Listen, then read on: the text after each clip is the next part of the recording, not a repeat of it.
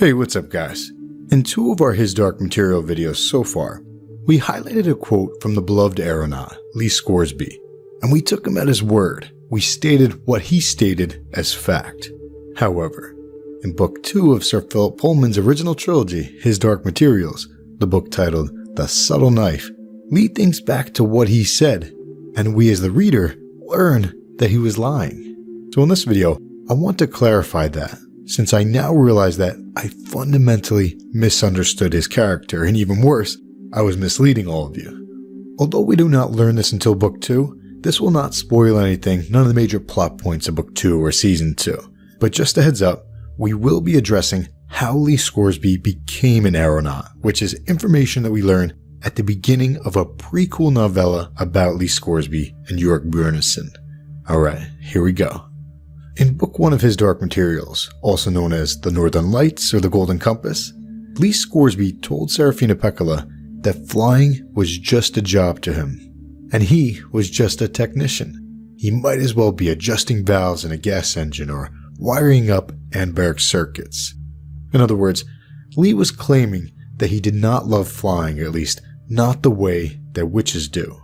And I believed him. Granted, my memory is terrible, because I've already been through this series at least half a dozen times. And I should have remembered that in Book 2, Lee reflects back on that conversation with Serafina Pekkala, quote, he'd once said to Serafina Pekkala that he didn't care for flying, that it was only a job. But he hadn't meant it. Soaring upward with a fair wind behind and a new world in front, what could be better in this life? So Lee Scoresby clearly loves flying, just like the witches. That then begs the question, why did Lee Scoresby's demon, Hester, why did Hester settle as an Arctic hare instead of as a bird? The answer is simple, timing. At the very beginning of the prequel novella titled Once Upon a Time in the North, Lee Scoresby is just 24 years old, and he's been flying for only 6 months, because he had just recently won the balloon in a game of poker. So Lee Scoresby's demon Hester, she had settled many years prior, when Lee came of age. Lee did not win the balloon until he was 24, and thus, Lee did not even begin to realize that he loved flying until he was at least 24 years old. So that's the background, and also the clarification of those 2 points which I made in those 2 videos.